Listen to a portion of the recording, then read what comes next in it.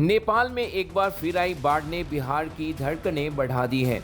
नेपाल में भारी बारिश होती है तो उसका असर सिर्फ काठमांडू तक सीमित नहीं रहता है। उत्तर बिहार के गांवों और शहरों में भी खतरे की घंटी बजने लगती है।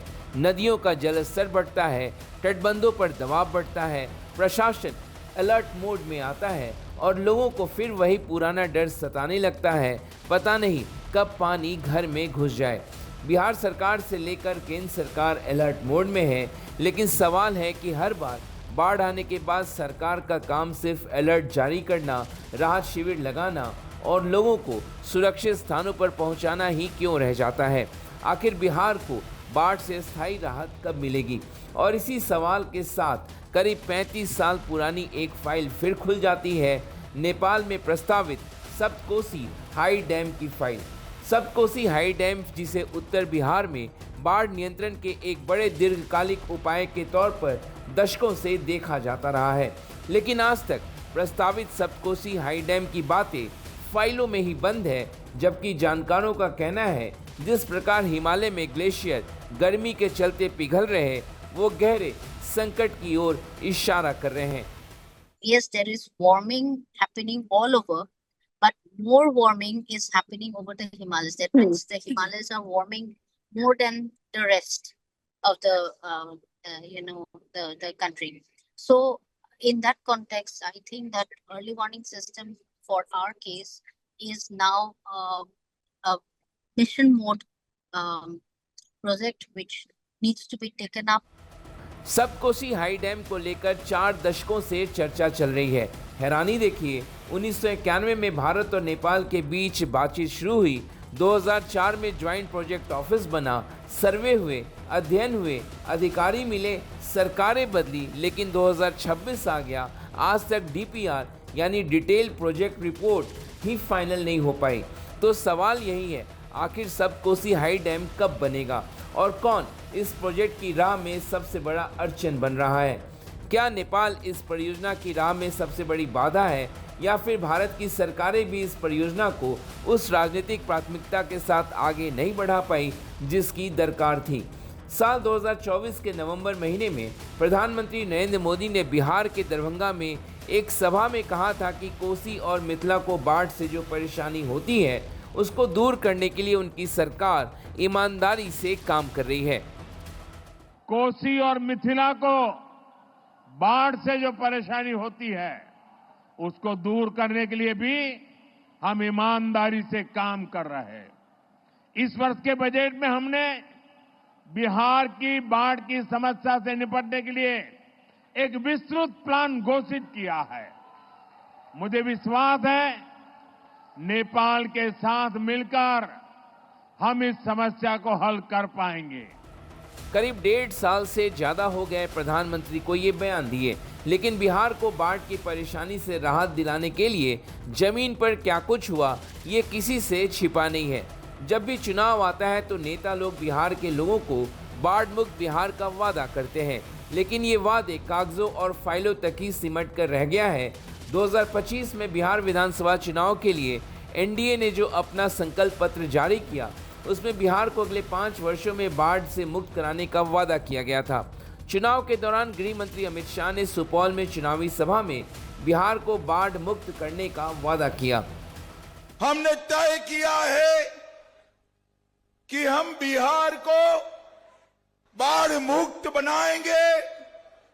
नेपाल की ये नदियां जो बिहार में बाढ़ का विनाश डालती है, वो सभी नदियों को जोड़कर हम बाढ़ का पानी किसानों के खेत पर पहुंचाने वाले हैं। किसानों के खेत पर सवाल उठता है कि राजनीतिक दलों से इस 35 साल पुराने वादे का हिसाब कौन मांगेगा?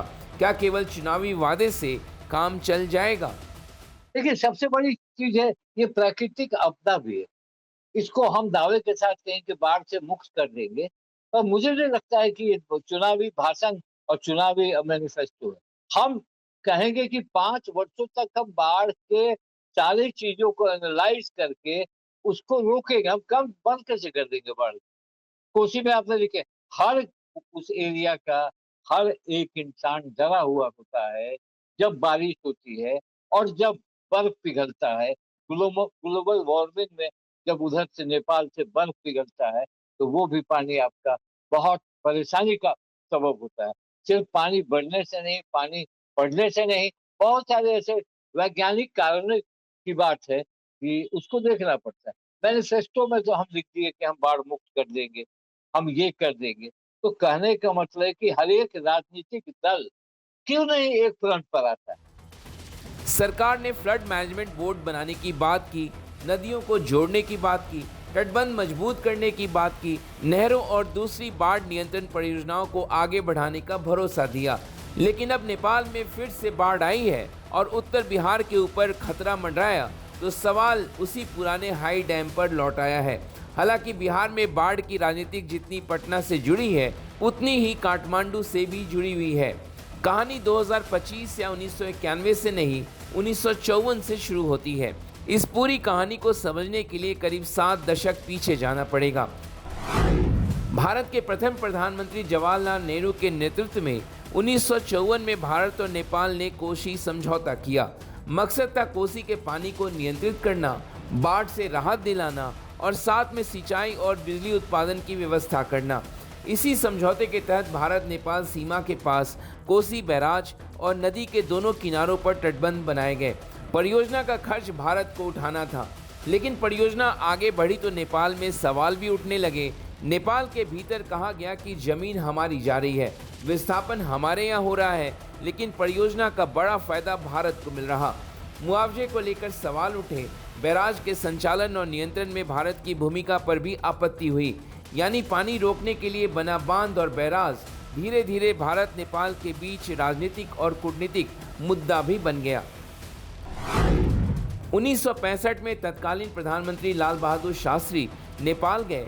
नेपाल की चिंताओं को देखते हुए 1966 में पुरानी कोसी समझौते में बदलाव किए गए।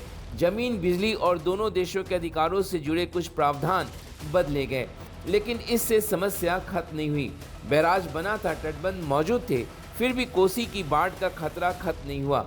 और 1987 में तटबंध टूटने के बाद एक बड़ा सवाल खड़ा हो गया, क्या सिर्फ तटबंध और बैराज के भरोसे कोसी को नियंत्रित किया जा सकता है?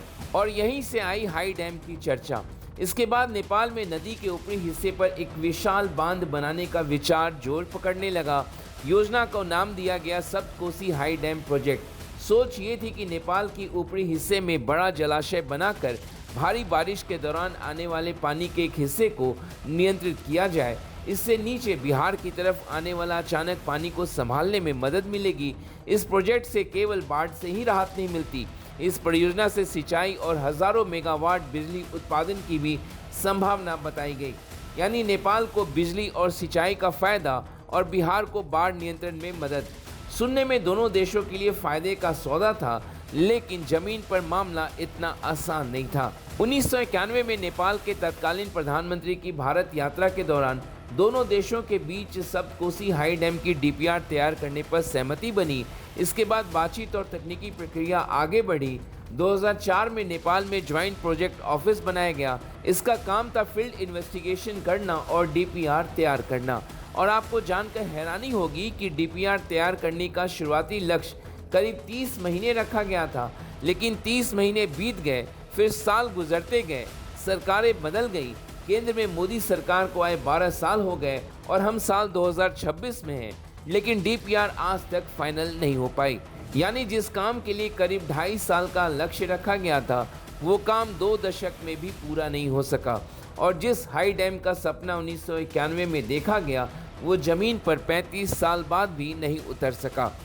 भौगोलिक दृष्टि से नेपाल का स्ट्रक्चर कुछ बिहार चले के डाउन है। देख रहे एकाएक कितने लोग बह गए, एकाएक कितने लोग मर गए नेपाल में, आपने देखा। तो कहीं ना कहीं तिब्बत से भी सटा हुआ है नेपाल।